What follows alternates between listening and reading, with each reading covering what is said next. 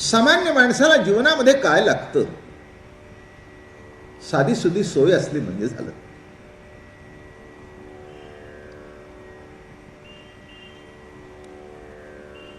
एवढा मोठा पाऊस पडला, धो धो धो, कशी तरी माणसांनी आपली सोय लावून घेतलीच ना, आणि घेतायतच ना.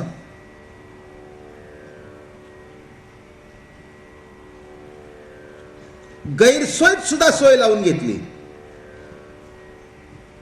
किती आश्चर्य आहे. याचा अर्थ लक्षात घ्या.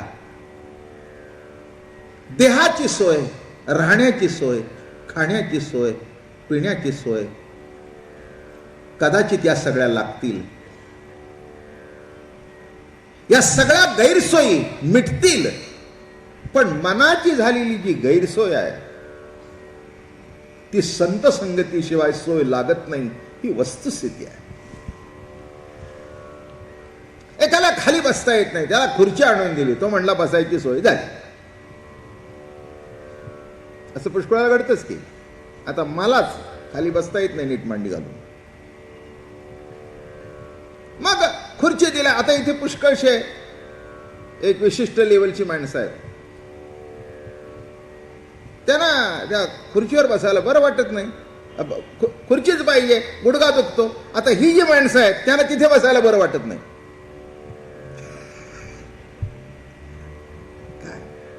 याचं कारण असं आहे, त्यांना मांडी घालून बसता येतं, 1 तास 1.25 तास निवांत बसू शकतात. ते म्हणतात आम्हाला महाराज जवळून दिसली पाहिजे, ही आमची सोय. माझं म्हणणं कळलं?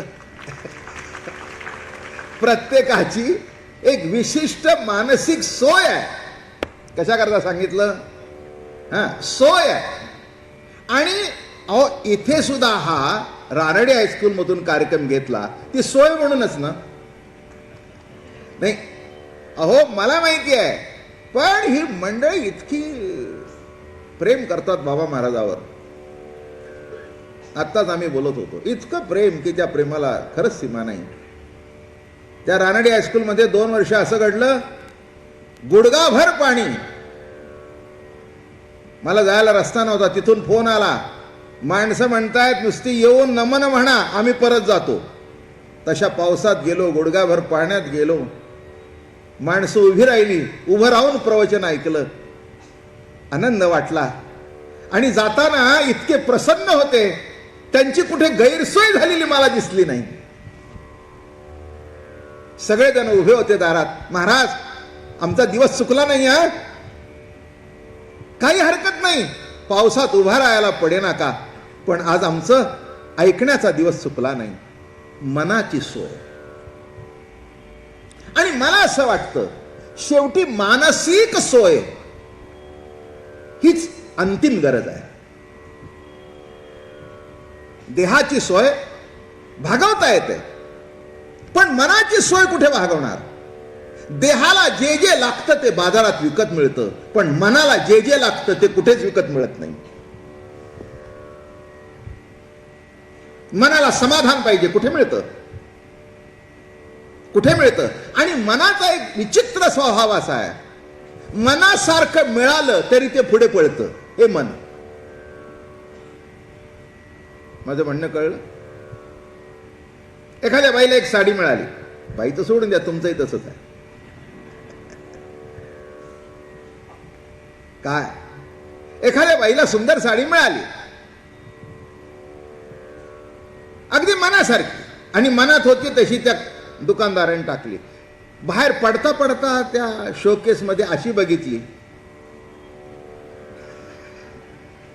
आणि बाहेर पडतानाच ठरवून निघाले की पुढे ही घ्यायची. म्हणजे हिने अतृप्तच ना, म्हणजे ही पुन्हा घ्यायची हा संकल्प करून जेव्हा बाहेर पडली, याचा अर्थ आहे ती अपुरी आहे.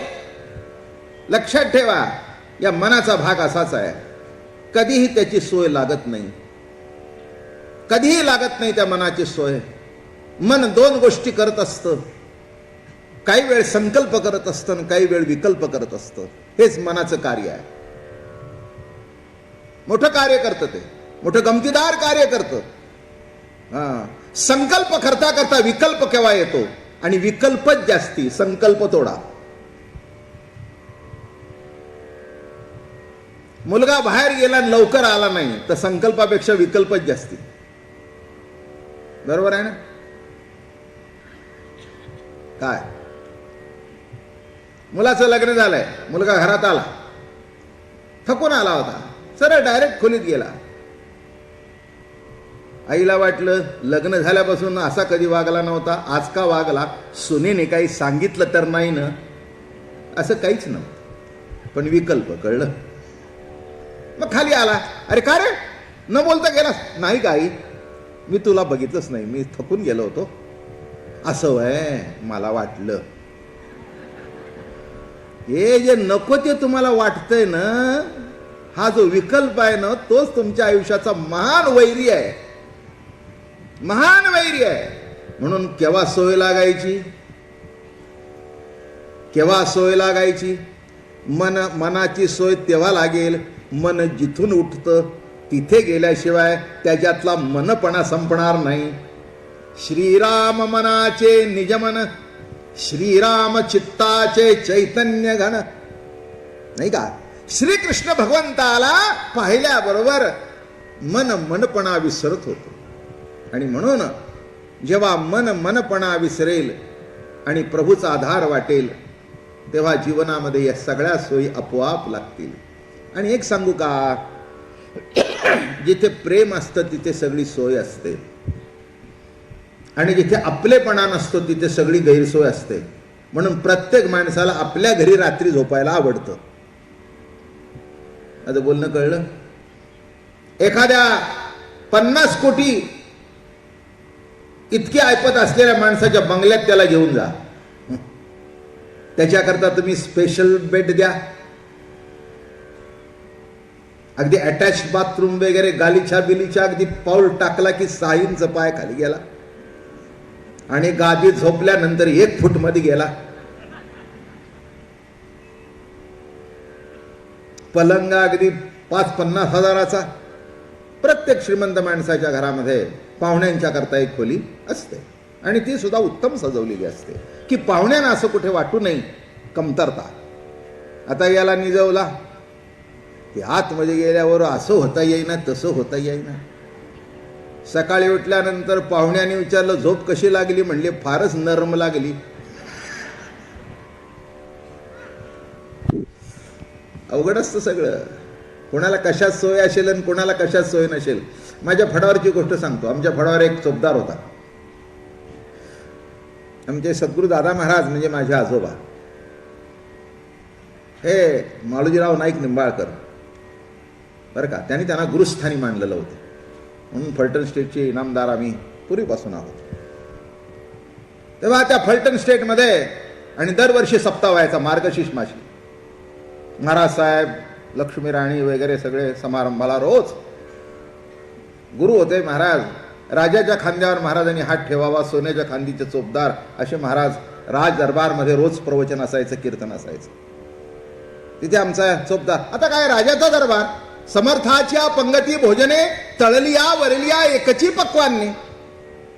महाराज असे बसलेले आमचे दादा महाराज. मग राजेसाहेब, मग त्याग करता सांगलीकर, औंधकर हे सगळे राजे आलेले, बरं का. आता काय मी काय तर काय जेवणाचं वर्णन करू, अप्रतिम. सकाळ संध्याकाळ पक्वान्न काय, नाश्ता काय, पाणी काय, विचारू नका. निजायला गाद्या काय, घरी नव्हते, इतकं सुंदर. आणि तो आमचा चोपदार 7-8 दिवस जेवला पण थकून गेला. ते गोड खाऊन, बरं का, गोड खाऊन काही त्याला जमेना. घडलेली गोष्ट आहे. आमच्या सातारा भागात काय ते सायगाव जवळ होतं गाव. घरी गेला, अगं म्हणला आहेस का घरात? ते म्हणले आहे. टोपला आण. त्यांनी काय केलं, टोपलं घेतलं. योगायोगाने 2-3 भाकरी होत्या. ज्वारीची भाकरी घेतली, अशी कुस्करली, काळं तिखट घातलं, तेल घातलं, कांदा घेतला, बुक्कीने फोडल्याबरोबर, त्याला आमच्याकडे चिंगळी म्हणतात, असा दणका मारल्याबरोबर जी तुम्हाला सांगू, असा कांदा फोडला आणि जे खायला सुरुवात केली. जेवला. म्हणलं बायकोला 10 दिवसांनी आज जेवलो.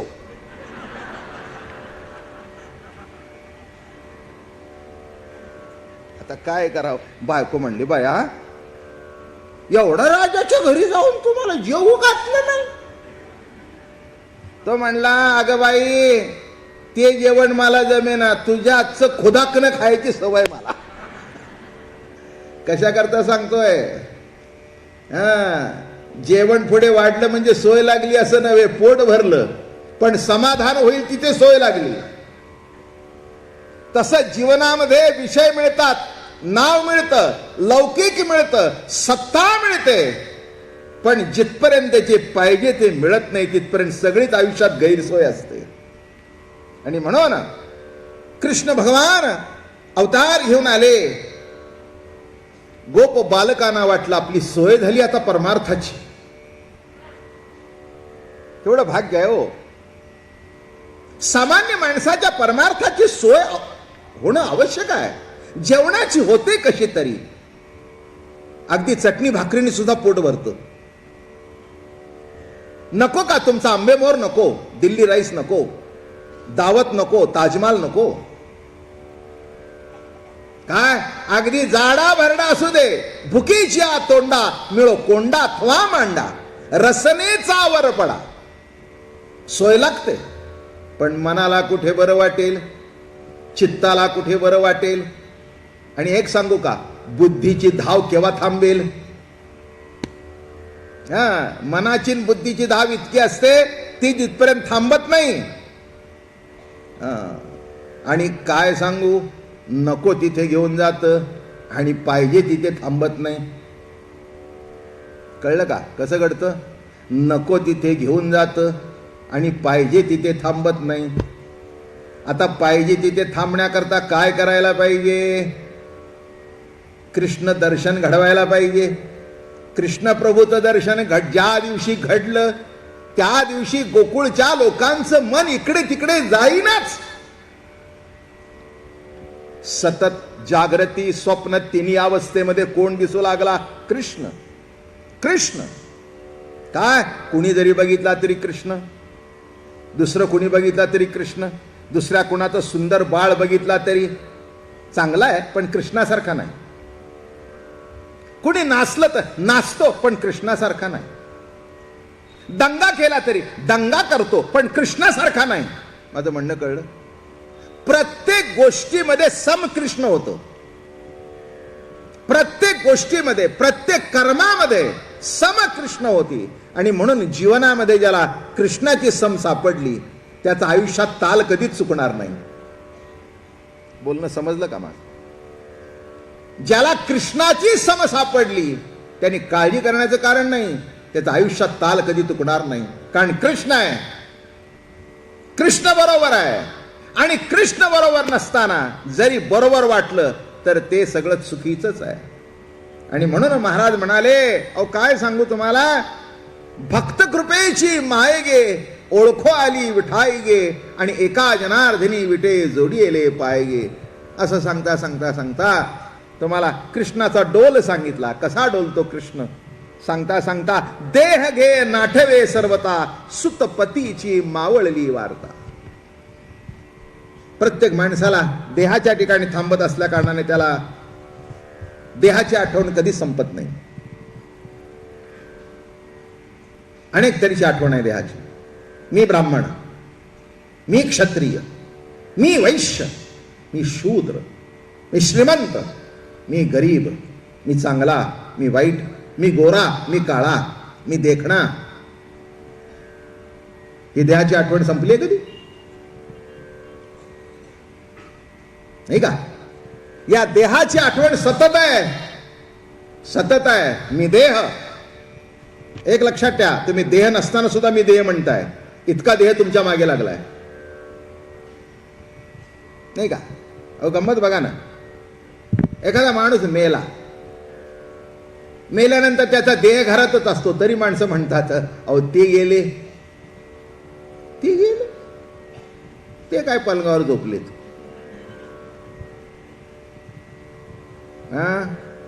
एक सांगू का, आपण अध्यात्म बोलतो पण अध्यात्म कळत नाही.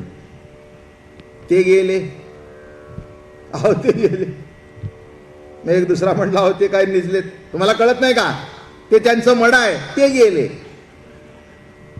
म्हणजे देहापेक्षा कुणीतरी तुम्ही निराळे आहात हेच याच्यातून सिद्ध होतं ना. ते गेले.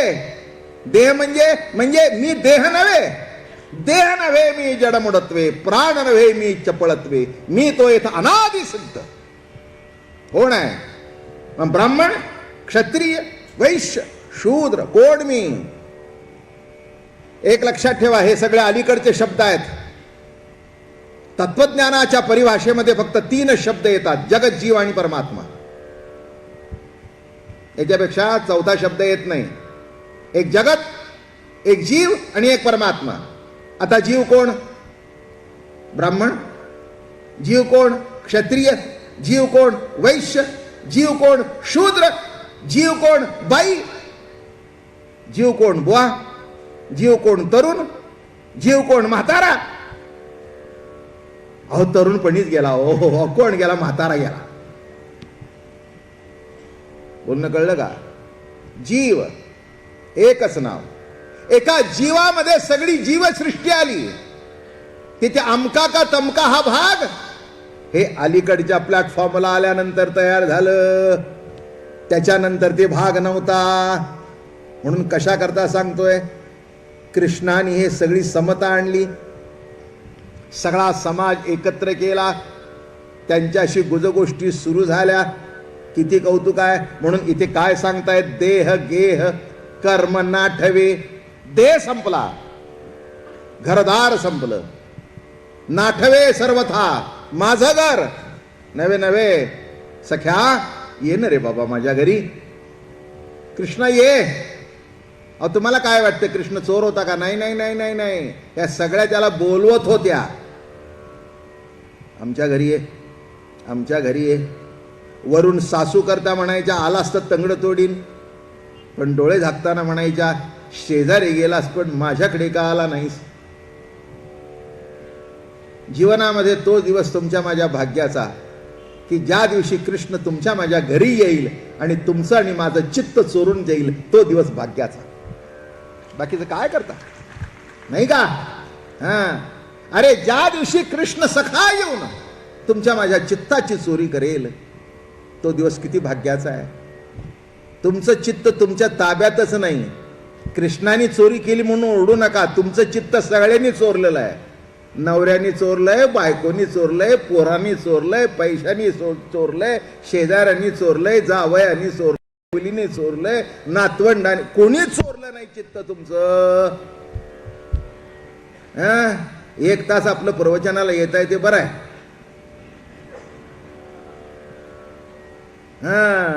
प्रवचनाला माझ्या 15 मिनिटं उशीर होऊ द्या.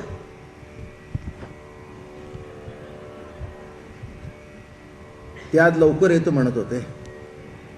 म्हणजे एवढा आम्ही शंक करून सांगतो त्याचं नाही, ते येत होते. कसं चित्त चोरलंय ते बघा. आहे ना? आहे का नाही? बायको म्हणाली होती जाता जा, दिसत नाही, लवकर घरी या. आता उशीर झाला तर ती काय म्हणील? बरं का, मी कशा करता सांगतोय? चित्त चोरल्याशिवाय उठताय का? जाताय का? नाही का? म्हणजे चित्त तर चोरलेलं आहे. मला काय सांगायचंय? ज्यांचं चित्त नाही ते चित्त चोरून नेत आहेत. ज्याचं चित्त आहे त्यांनी घेऊन जाऊ दे ना. ज्याचं चित्त आहे, चित्ताचा जो मालक आहे, त्यांनी चित्त घेऊन जाऊ दे. मग बघ काय आनंद आहे तो. आणि म्हणून महाराज म्हणतात देह घे कर्म नाठवे सर्वथा, सुत पतीची मावळली वार्ता. इथे या गवळणींचं जास्ती वर्णन आहे. त्या गवळणी मुलं विसरल्या, पती विसरल्या. त्यांना त्या कृष्णाशिवाय दुसरं काही सुचतच नव्हतं. बरोबर आहे. तुम्ही गवळणी म्हणजे बायका म्हणून बघू नका. हे सगळे जे घोटाळे झालेत नाही इथे झालेत. हे बघा, बाई म्हणजे देह. एक जीव प्रतीती अशी आहे की ती प्रभूशी रममाण होते. वृत्ती ही गोपी आहे. जी वृत्ती प्रभूशी रमते ती गवळण, ती गोपी. जी वृत्ती कर्मामध्ये रमते ती निराळी. जी ज्ञानामध्ये रमते ती निराळी, जी संसारामध्ये रमते ती निराळी, आणि जी वृत्ती प्रभूशी रमते ती वृत्तीच निराळी. एक सांगतो, ती वृत्ती प्रभूशी रमायला लागल्यानंतर वृत्ती ही वृत्ती राहतच नाही. वृत्ती हे निवृत्ती झाली, जनना दिसे तेथे, आणि मी माझे हरपले ठाई जेथीच्या तेथे. वृत्ती निवृत्त होते, आणि वृत्ती निवृत्त झाल्याशिवाय समाधान नाही. समाधान नाही. वृत्ती इकडे तिकडे जाते, चंचल आहे. म्हणून जीवनामध्ये कृष्णचरित्र ऐकून काय होतं? एक वृत्ती मार्गी लागते, स्थिर होते, योग्य तऱ्हेने स्थिर म्हणजे गप्प बसत नाही, पण योग्य तऱ्हेने वाटचाल करते. माझे अर्थ असेच आहे. तुम्ही म्हणाल वृत्ती गप्प झाली का? नाही. योग्य तऱ्हेने वृत्ती वाटचाल करू लागली की संपलं. पुष्कळ पाहिजे. आणखीन काय पाहिजे? काय पाहिजे? आपली मुलगी दुसऱ्याच्या घरी नांदायला गेली, योग्य तऱ्हेने त्याचा संसार करते, आनंद आहे. एका मुलीने गेली आणि तिने महिनाभर आई वडिलाला फोनच केला नाही. माझ्या दृष्टिकोनातून आपल्या मुलीने आपल्याला महिनाभर फोन न करावा, ज्याच्या इतकी चांगली गोष्ट कोणती आहे? माझं बोलणं समजतंय का नाही तुम्हाला? का नाही समजत? संसार बिवसार करता का ना करता? काय माईने फोन लावला का ग? महिनाभर फोन लावले. अगं आई तुला काय सांगू, इतकी ना त्यांची धांदल असते, मला काही सुचतच नाही. आणि आता पुन्हा बाळ झालंय त्यांचं ह्याचं, काय तुला सांगू आई, मला इकडे तिकडे. आता बघितलं, मालकाकडे सोडून तिचं चित्त जात नाही. बरं झालं की कशाला पाहिजे दिवसातून 4दा फोन. बोलणं समजलं ना? हे तुम्ही लावून दिलेल्या लग्नाचं यश आहे की तिला तुम्ही आठवत नाही. तसं जीवनामध्ये संसार न आठवता प्रभू आठवणं, याच्यापेक्षा जीवनातलं यश कोणचं? न का येईनात फोन. माझं बोलणं कळलं? न का येईनात फोन. फोन नाही आला म्हणजे इच्छा आकांक्षेचे फोन, हे पाहिजे ते पाहिजे ते कर, हे सगळे फोन बंद झाले. एकच फोन. घरी असताना त्याच्या भोवती फिरते, आणि बाहेर गेल्यानंतर त्याला काय पाहिजे म्हणून त्या वृत्तीभोवती फिरते. बायकांचं असंच असतं. घरी असताना त्याच्याकरता झटते, मग त्याचे कपडे, मग त्याची इस्त्री, त्याचं खाण्याचं, त्याच्या भोवती मन. अहो काय तुम्हाला सांगू, आमच्याकडे पुष्कळ वाद बी देतात बरं का. एक म्हातारी माझ्याकडे आली, म्हणले बाबा महाराज आमचा मुलगा बिघडला. आता यांचा मुलगा बिघडला तर मला का सांगायचं? पण त्यांना वाटतं बाबा महाराजाला सांगून काही सुधारला तर सुधारेल. मला म्हणाले आमचा मुलगा बिघडला. मी म्हटलं काय झालं बाई? अहो काय तुम्हाला सांगू, लग्न झाल्यापासून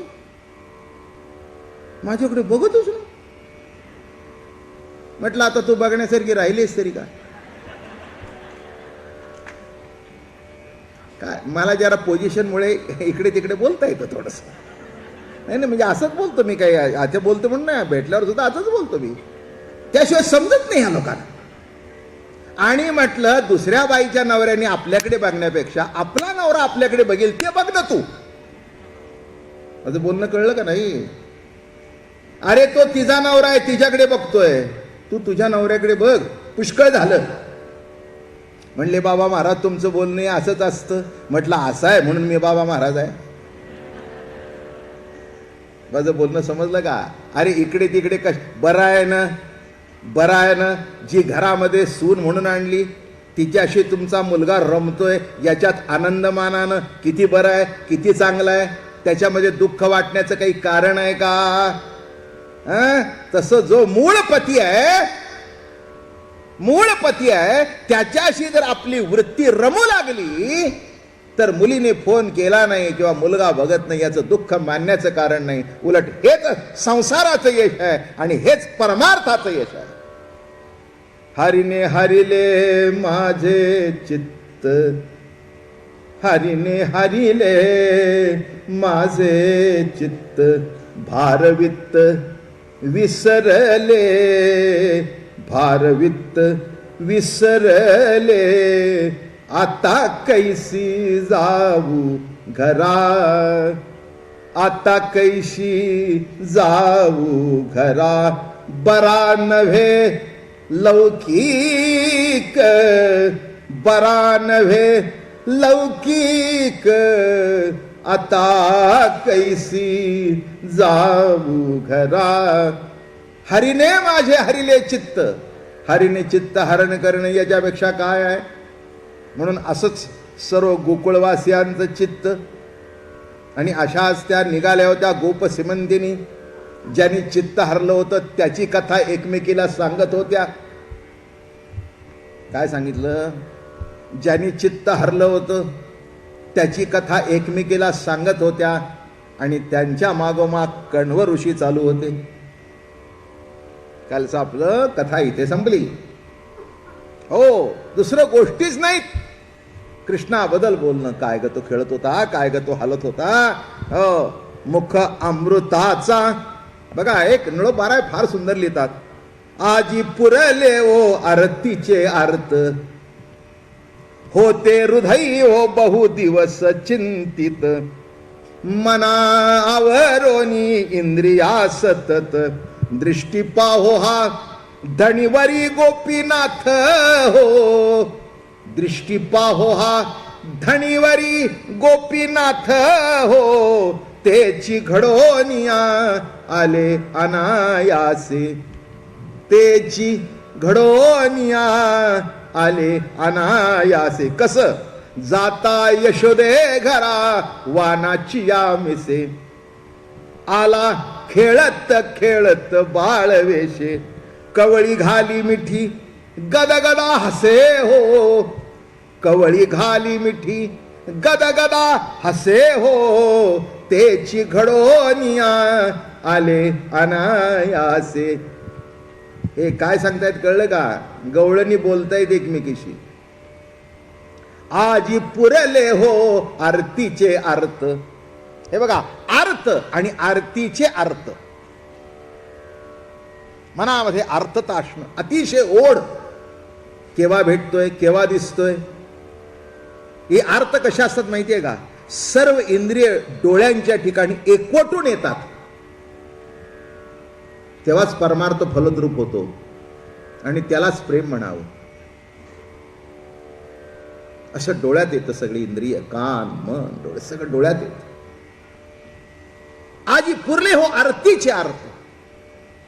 इच्छा असेल, एखादी घड्याळाची इच्छा आहे, ती पूर्ण होणं निराळं. खाण्याची इच्छा आहे, नवे नवे. आरतीचे अर्थ.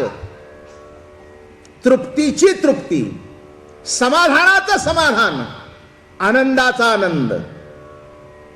काय पूर्ण होत होतं. परमात्मा कसा आहे. सच्चिदानंद रूप आहे, आनंद रूप आहे. आनंद रूप असल्या कारणाने काय होतं. विषय मिळाल्यानंतर आनंद होतो आणि प्रभू मिळाल्यानंतर आनंदाला आनंद होतो. तृप्ती तृप्त होते आणि आरतीचे अर्थ पूर्ण होतात. हे सखे, आजी पुरले हो आरतीचे अर्थ. काय झालं. माझ्या मनामध्ये जे अर्थ होते, समाधान वाटते. एक सांगू, एक इच्छा पूर्ण झाली की दुसरी निर्माण होते. आणि आरतीचे अर्थ पूर्ण झाल्यानंतर समाधान.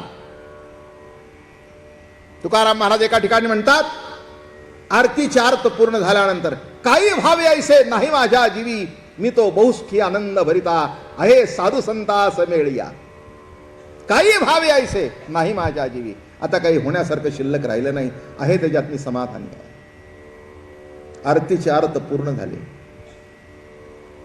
आरतीचे अर्थ पूर्ण झाले. आता काही होण्यासारखं शिल्लक राहिलं नाही. लक्षात ठेवा मी काय म्हणतो ते. हो, नाहीतर माणसाची इच्छा कधी संपत नाही. जी संपत नाही तीच इच्छा. आणि इथे कसं आहे, आरतीचे अर्थ. आजी पुरले हो आरतीचे अर्थ, होते हृदय हो बहु दिवस चिंतित. एक मी तुम्हाला सांगू दे, तुम्हाला कळो नाही तर न कळो, पण प्रत्येकाच्या मनामध्ये आरतीचे अर्थ पूर्ण व्हावे असंच संकल्पना असते. कळत नाही हा भाग निराळा. तसं आपल्याला काय कळतं? तुम्ही म्हणाल संत कुठे ना आम्ही कुठे. मला नाही तसं वाटत.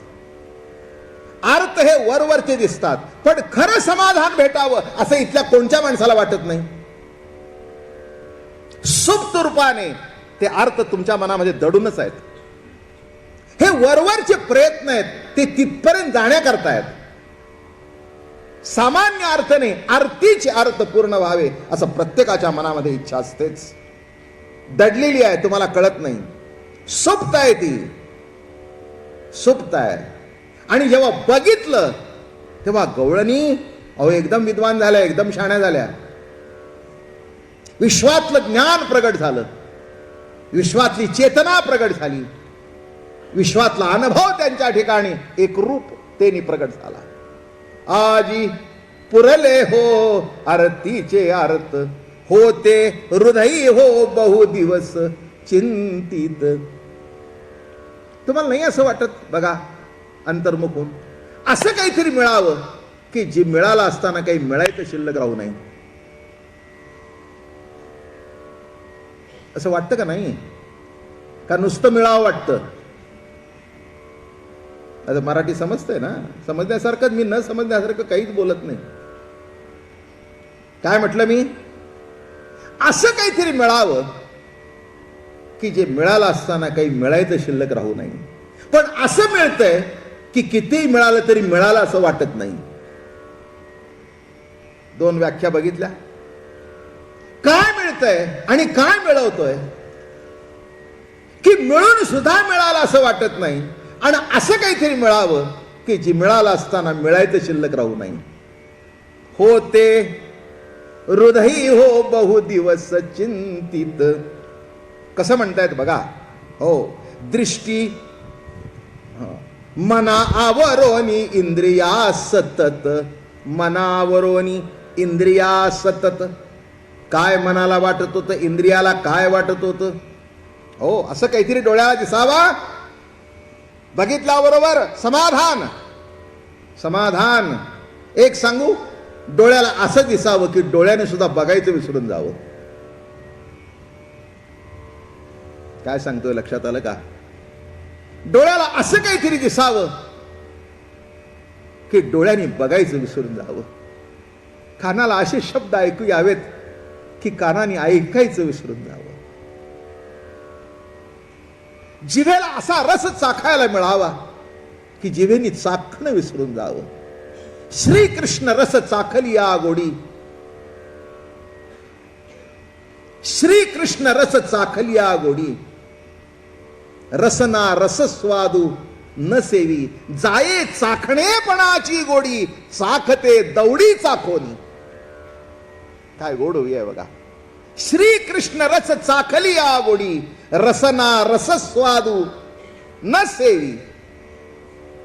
श्रीकृष्ण रस ज्या दिवशी जीवेने चाखला, ते म्हणाला श्रीकृष्ण रस आहे. हो ना, म्हणा ना जरा.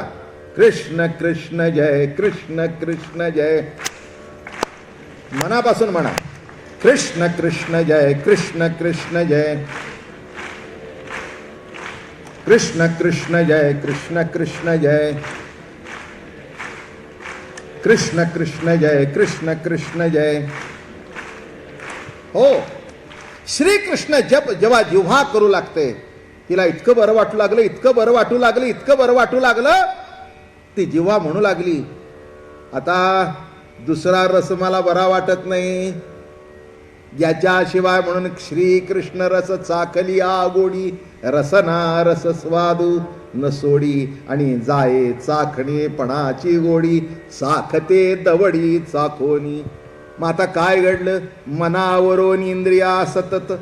दृष्टी पाहो हा धनीवरी. गोपीनाथ हो हो, तेची घडोनी आले अनायासे. हा गोपीनाथ बघितला, आमच्या मनात सुद्धा नव्हतं हा कधी दिसेल, आणि अशी चर्चा चालू होती. पण काय घडलं? तेची घडोनी आले अनायासे. एक सांगू का केव्हा घडलं? सगळ्याच्या दारावरून जाऊन कृष्ण दिसत नाही, यशोदेच्या दारावरूनच जावं लागतं तेव्हा कृष्ण दिसतो. संतांच्या दारावरून जावं लागतं, संतांच्या दारात जावं लागतं तेव्हा कृष्ण दिसतो. का कोणत्याही गवळणीच्या घरी कृष्ण दिसेल. जाता यशोदे घरा वाणाची आमिसे. यशोदेच्या घरी गेल्यावर दारातच उभा. संत हे दार आहेत, तिथेच तो उभा आहे. अजून सांगू का? निराळा अभंग सांगतो. संत हे देवाचं द्वार आहेत. संत हेच देवाचं द्वार आहेत. तिथे उभा राहा, कृष्ण सखा दिसेल. घर कुणाचं? नंदाचं. घर कुणाचं? यशोदेचं. आणि दिसतोय कोण? कृष्ण. लक्षात आलं का? कुणाच्याही घरात दिसत नाही, संतांच्या दरवाजात दिसतो. तिथेच उभा आहे तो. तिथेच उभा आहे. म्हणून एक लक्षात घ्या, सगळ्यांची दार डावला, पण संतांचं दार कधीही डावलून जाऊ नका. त्या दाराला कधी विसरू नका. म्हणून आपल्याकडे पद्धत आहे, गुरुच्या दारावरून जाताना संत असं करावं, नमस्कार करावं, वंदन करावं. का? अरे हे दार आहे देव दिसण्याचं. जाता यशोदे खरा वाणाची या. आणि चर्चा चालू आहे, गवळणींची सुंदर चर्चा चालू आहे. काय ग सखे, कसा दिसला तुला? अगं रात्रभर मला झोपच नाही बघ. मी उठून निघाले, दार बंद होतं तरी चिरीतून बघितलं, फटीतून बघितलं. हो, असं नाही दिसला. अगं फार लवकर गेलीस तू. म्हणून एक सांगू का, देव दिसायचा त्या क्षणाला दिसतो. लवकरही जाऊन उपयोग नाही, उशिराही जाऊन उपयोग नाही. जीवनामध्ये ती घडी यावी लागते. आणि एक लक्षात ठेवा, ती घडी धरून ठेवा. ती घडी धरून ठेवा, कारण आलेली घडी पुन्हा येईल असं समजू नका. आणि ती घडी जर धरून ठेवली तर हे सतत घडेल. आणि म्हणून दुसरी म्हणाली, अगं मी गेले तेव्हा दारात उभा होता, मैया त्याचे दात घासत होती. मैया त्याचे दात घासत होती, चूळ भरत होती. आणि काय सगळा सांगू लीला त्याची. अगं अशी चूळ घेतली आणि फुटकन मैयाच्या अंगावर टाकली. काय ग मैयाचं भाग्य सखे, काय ग त्या मैयाचं भाग्य. आणि कण्वमणी मागे चालत चालत ऐकतात. वाह वाह, दसुमती धन्य धन्य धन्य धन्य दसुमती धन्य, काय भाग्य तुझं. आणि मग गेले. कुणाबद्दल बोलता? हे कुणाचं वर्णन चाललंय? दात घासण्याचं, दारात उभं राहण्याचं, चोरी करतो तो कोण आहे हा? त्या गोपिकांनी बघितलं, वयोवृद्ध ब्राह्मण आहे, मुनी दिसतो. म्हणे बाबाजी 5 वर्षात ते गोकुळात आलेच नाहीत. इथे जन्म झाला तरी फिरकलेच नाहीत. ज्या नारायणाच्या करता तपश्चर्या करत होते त्या गावाच्या शेजारी वनात बसले होते, पण गावात येईना. याचा अर्थ सुद्धा लक्षात आला का? तो क्षण यावा लागतो. तो क्षण सुद्धा उद्धाराचा यावा लागतो, त्याशिवाय ती वाट दिसत नाही. नको ती वाट दिसते आणि वाट लागते. मराठी कळलं का? नको ती वाट दिसते म्हणून वाट लागते. अशी वाट सापडावी की ज्या वाटेला गेला असताना प्रभूच आपल्या वाट्याला यावा, म्हणजे कोणी आपल्या वाटेला जाणार नाही. किती अर्थ सांगितले कळलं का? म्हणजे आपल्या कोणी वाटेला जाणार नाही, तोच आपल्या वाटेला यावा. आपल्या जीवनाचा वाटा प्रभू राहावा. ज्याला खरंच काही आपल्याबद्दल वाटतं. मी तुम्हाला एक सांगू का, कोणाला आपल्याबद्दल काही वाटून सुद्धा काही फायदा नसतो. काय आहे त्यांच्या हातात? आपुल्या पोटा जे रडती ती इतरा काय देती? जो स्वतःच्या दुःखामध्ये अडकलेला आहे तो दुसऱ्याला काय देणार? सर्व सुखाच आगर जो परमात्मा आहे तो जर आपल्या वाटणीला आला तर आपल्या वाटणीला सुद्धा सुख येईल. हा सिद्धांत आहे त्यातला. आणि कुणाबद्दल बोलता? आज गोष्ट पूर्ण करीन बरं का, उशीर झाला तरी उद्या, पण पूर्ण करीन आज. आणि रंगून सांगेन. तसं काही मला ते संपवता बिंबवता येत नाही. काय संपवायचंय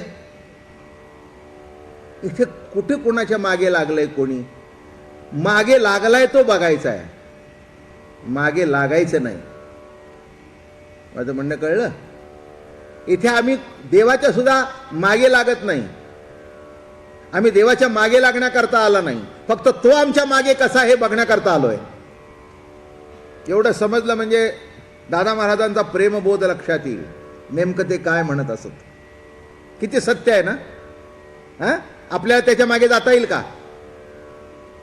जगातला नंबर 1चा पळणारा आणला आणि तुम्हाला सांगितलं पळा त्याच्या मागे.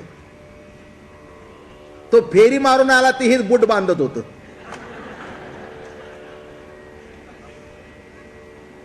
माझं म्हणणं कळलं का? तो फेरी मारून आला तर म्हणला तुम्ही काय करताय? म्हणला धावताना ते लेस तुटली.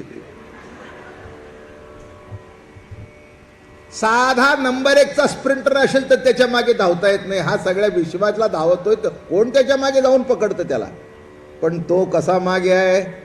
आणि तो मागे आहे म्हणून जिवंतपणा आहे, मागे आहे म्हणून असणं आहे, दिसणं आहे, खाणं आहे, पिणं आहे, बोलणं आहे, चालणं आहे, हे त्याच्या सत्तेने घडतंय. हा जीवनातला एक परमोच्च आनंद आहे. असो. आणि कुणाबद्दल बोलता? हो, कुठले तुम्ही? अगं बाई, मी इथलाच वनामध्ये राहतो. वनामध्ये राहताना कधी गावात आला नाही? अभागी. अभागी हो, त्यांना तो अधिकार प्राप्त झाला होता. हो, कबीरजी सुद्धा एकदा गेले, तुम्ही ऐकले माझ्याकडून. कबीरजी सुद्धा वृंदावनात गेले आणि तिथला भक्ती प्रेम रस बघितला आणि म्हणाले, अरे कबीरा कबीरा क्या कहे कबीरा, कहत कबीरा सुनबाई साधो, कहत कबीरा सुनबाई साधो. अरे कबीरा कबीरा क्या कहे कबीरा, एक एक गोपी के प्राण में बह गए कोटि कबीर. अरे क्या कहे कबीरा, कहत कबीरा. अरे काय म्हणतो कबीरानी बोललो, जाऊन बघ तिथे गोपींची अवस्था काय आहे. म्हणून नारद भक्तिसूत्रामध्ये म्हणाले, प्रेम कसं गोपिकांच्या सारखं.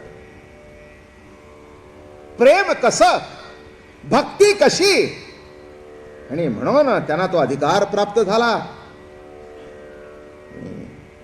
बघितलं नाही? काय करावं तुम्हाला? अहो, नंद बाबाच्या घरी मुलगा झाला. मुलगा, अरे बाप रे, नंद बाबाच्या घरी मुलगा, यशोदा मैयेला मुलगा झाला. अरे हे तर आमची मंडळी. किती वेळा मी जेव्हा गावात राहत होतो, ग्रस्ती होतो, मुद्दाम त्यांच्याकडे जात होतो. मैया किती मला आवडीने जीव खाऊ घालत होती. किती खायला सुंदर सुंदर देत होती. अरे अरे अरे अरे अरे अरे निघाले धावत. मला वाटतं त्या कण्व ऋषीची कण्व देवाला त्या दिवशी आली. त्या कण्व ऋषीची कण्व देवाला आली आणि निघाले वर का चालत चालत चालत. असे दारात बघतायत तर नंदबाबांनी बघितलं, जसुमतीने बघितलं. बघितल्यावर हो तिथूनच साष्टांग दंडवत घातला. ऋषीवर्य धन्य धन्य धन्य धन्य धन्य धन्य. आज आमच्या घरी पाहायला गेले. कुठे होता? कुठे होतो कुणाला माहित? कुठे होतो कुणाला माहित? दोघांनी हाताला धरून आणलं, पाद्यपूजा केली आणि म्हणे, जसुमती मी ऐकलंय तुला मुलगा झाला. असं म्हटल्यावर त्यांना कळलं.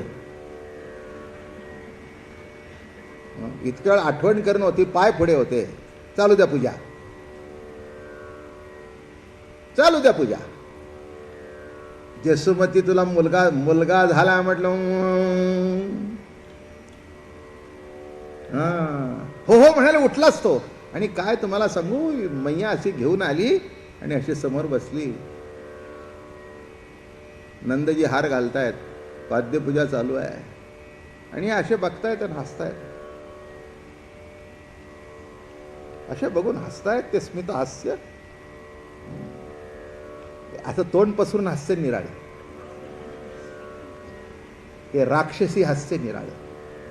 ते सिनेमात असतात ना,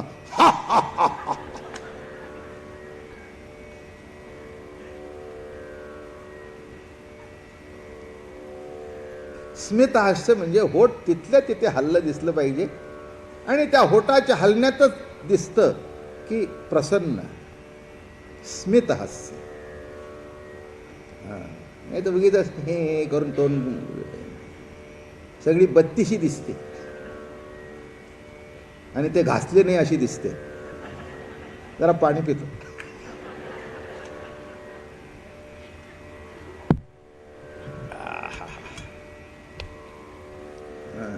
नाही, दात दाखवायचे असेल तर ते ॲडव्हर्टाईज करतात ते तरी असावे कोलगेटची असो. आणि असा तो बसलेला मांडीवर असं बघितलं आणि जे स्मितहास्य केलं, काय तुम्हाला सांगू, असा करंट लागला, धाडकन उभं राहिलं.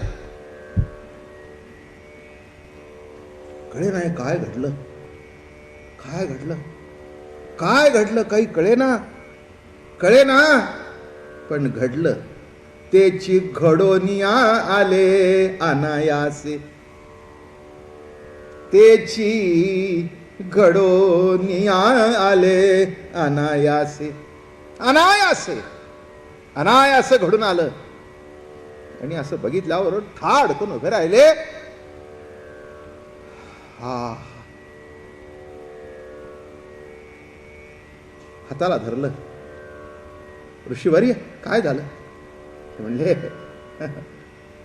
मग यांनी मान खाली घातली, हे खाली बसले, पटकन खाली बसले. गुरुवर्य, मुनिवर्य, महाराज काय झालं, काय झालं, काय झालं, मलाच कळत नाही. काय झालं हे जर कळलं तर झालंच नाही, नाही का. काही काही अशा अवस्था असतात ती काय घडलं हे कळलं तर ते काय कळलं महत्व नाही आहे. कळलं म्हणजे झालं नाही. आणि जाणीव जेव्हा परिपूर्णतेने विसरून जाईल तेव्हा काहीतरी घडलं. मोठी गोष्ट आहे बरं का. निवांत बसून ऐका. तसं काही नाही. आपलं थोडंसं आज सांगायचं ठरवलंय. कोणाची आठवण करू नका. कृष्णाचं स्मितहास्य बघा, श्रीकृष्ण सख्याचं स्मितहास्य बघा, म्हणजे तिथेच तुमचं आमचं जीवन परिपूर्ण होऊन जाईल.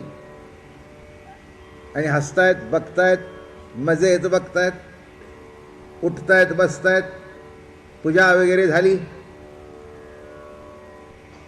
फलहार ठेवला, थोडंसं खाल्लं, उठले, मी जातो, मी जातो, मी जातो. सहन होईना. सुखन सांगवे, सुखन सांगवे, वैखरी बैसली, सुखन सांगवे. का खरंच आहे. जे उत्कृष्ट असतं ते सांगता येत नाही, म्हणून उत्कृष्ट शब्दाचं प्रयोजन आपण करतो. कसं झालंय, छान म्हणजे काय, म्हणजे काय, व्हेरी नाईस, व्हेरी नाईस म्हणजे काय, वंडरफुल. पुढे म्हणजे काय, काही नाही. तर म्हणलं हे बघा आता असले मला प्रश्न विचारू नकोस, पण आय एम सॅटिस्फाईड, बस.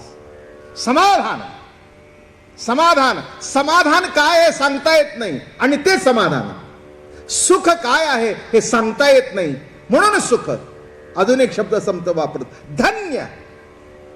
धन्य म्हणजे काय, धन्य, धन्य, धन्य आजी दीन संत दर्शनात म्हणजे काय, धन्य. धन्य जे सांगता येत नाही, वाणीने सांगता येत नाही, पण एक आहे ज्याचा अनुभव घेता येतो, असं धन्य. आणि मग यांनी पाय धरले. आज 5 वर्षांनी आमच्या घरी आला तुम्ही. असं नाही करायचं. स्नान करा, यमुनेत स्नान करून या, नाही तर घरी देते पाणी, आणि आमच्या घरी काहीतरी जेवण करावं. नाही म्हणू नका. नाही नाही नाही नाही, मी निघालो. यांनी बघितलं, असं हसले, पटकन खाली बसले. मैया राहतो राहतो राहतो. इतका आनंद झाला आज एक श्रेष्ठ ऋषीवरी आपल्या घरी जेवण जेवतायत. आनंद झाला. हो. मग एक सुंदर गोशाळा होती, ती सारवली, अंघोळ केली, सुवर्ण कलशामध्ये पाणी भरलं, पद्मगंधा गाईचं दूध काढली, ताजी धार काढली. हो. आणि ऋषीवर्य होते, ते आपल्या हाताने जेवण करून खात होते. आणि सुंदर मग दिलं तिथे करण्या काय दिलं? दुग्ध दिलं, तांदूळ दिले, बदाम, पिस्ते, वेलची, साखर, केशर, खीर करायची होती. असं सुंदर सगळ्या वस्तू दिल्या. आणि झालं बाबा. ऋषीने ती चूल वगैरे पेटवली, सुंदर खीर केली. काय तुम्हाला सांगू, आता भगवंताच्या घरचं ते अन्नाचा कण होता. अरे त्या खिरीचा श्वास सुटला जिकडे तिकडे. गोठ्यातल्या गाया सुद्धा असं करू लागल्या. माणसं तर द्या सोडून.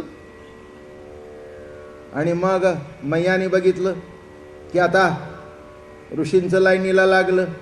मग नंदजीने बोलवलं, हे बघ, आज आपल्या घरी ब्राह्मण खूप दिवसांनी आला, हा ऋषीवर्य, बांधून दे घरी, सगळं सुकामेवा दे, तांदूळ दे, काय म्हणतील ते दे. त्यांना असं वाटलं पाहिजे इतकं दे, भरपूर दिला असं वाटलं पाहिजे. समाधान करून पाठव त्यांना, कण्व मुनीला समाधान करून पाठव. म्हणून ती कोठीमध्ये गेली.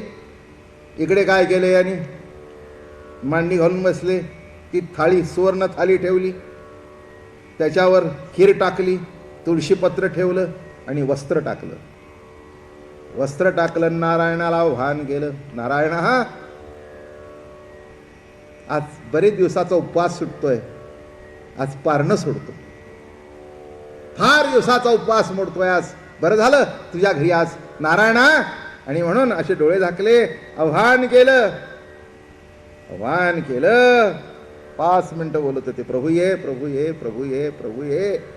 मैया तिकडे गेलेली कोणीच नाही. आणि असं ते डोळे उघडले.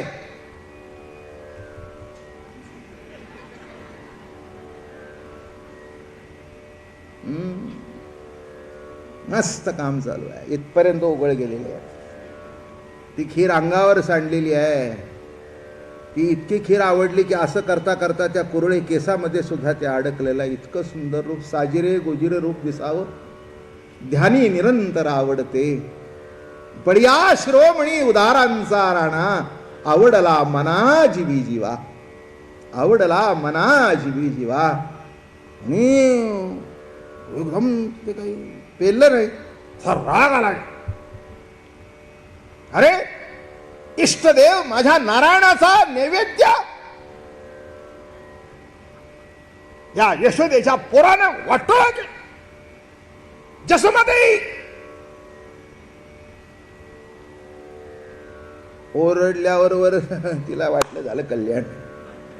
काहीतरी हे आमच्या बाबानं भानगड केली. धावत धावत आम्ही बघितले तर, आणि पुन्हा मैया आल्यावर घावरू. आणि त्या ऋषीकडे बघतायत. ते बघितल्यावर म्हणाले, मैया नको हात लावू ग, बरं झालं तुझ्या बाळाने मला वाचवलं. इतक्या दिवसाचा उपवास सुटत होता, उपवास कळत नव्हता, उपवास सुटत होता. मराठी समजली? उपवास, उपवास. प्रभूचा वास माझ्या जवळच आहे. जवळ या प्रतीतीने जेव्हा केलं जातं तेव्हा ती उपासना होते, उपवास. अगं बरं झालं तुझ्या मुलांनी मला वाचवलं. ती म्हणली, नाही, हे काही घडलं ते बरोबर घडलं नाही. माझ्या घरामधून तुम्ही तसं योग्य नाही. पायाला धरलं, रडली. आता मी असं करणार नाही, पण माझ्या घरून तुम्ही उपाशी जाऊ नाही. मग काय करू? पुन्हा खीर करा. मग पुन्हा ते दुसरी गोशाळा, तिथे सारवलं, पुन्हा ते भांड, पुन्हा ते भांड, आणि सगळे दार बंद करून, बर का, दार बंद करून त्याला जवळ घेऊन बसली. असा आंब्याचा वृक्ष समोर होता, त्याला अशी जवळ घेऊन बसली मांडीवर. बरं का, इकडे खीरबीर तयार झाली, सुवास सुटला, वस्त्र टाकलं आणि नारायणाला आव्हान केलं. मैयाला डुलकी लागली. तुम्हाला लक्षात येत नाही, त्याच्या अगोदरचं मुद्दाम नंतर सांगतो. पहिला हा झोपला.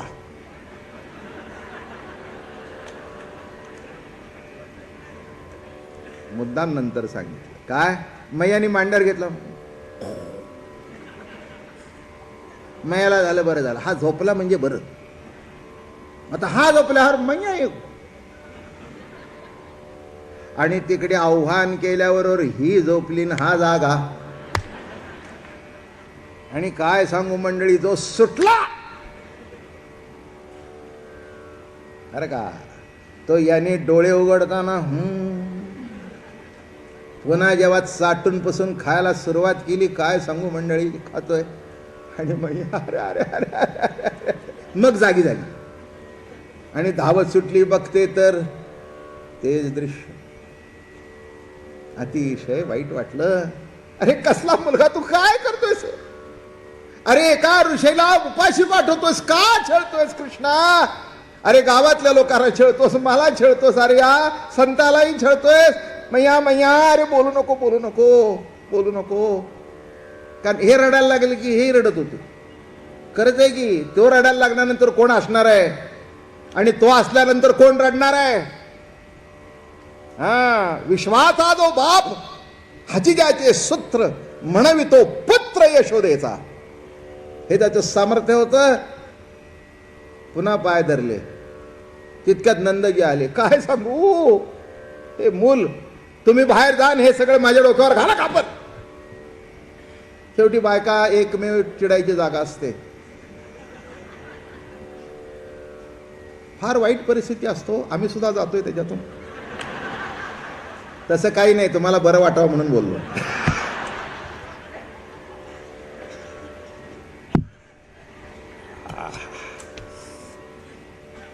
पाणी पिऊन पिऊन सांगतोय. मजा आहे हो जीवनात. हे कृष्णचरित्रातला आनंद लुटावा, सुख लुटावं. अहो जीवनामध्ये आनंदाचे क्षण पुन्हा येत नसतात महाराज. जो जीवनामध्ये हा सात्विक आनंद मिळेल, नवे नवे सर्व गुणाच्या पलीकडचा जो आनंद आहे तो मिळेल, तो जीवनामध्ये धरून ठेवावा आणि त्याच्यावर जीवन जगावं. आणि पुढे असं घडलं. नंदजी आले, त्यांनी पाय धरले. अजून एकदा करून खा.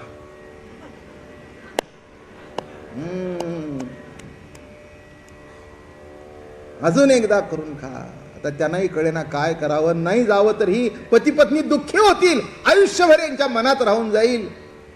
मग नंदबाबा धरून बसले.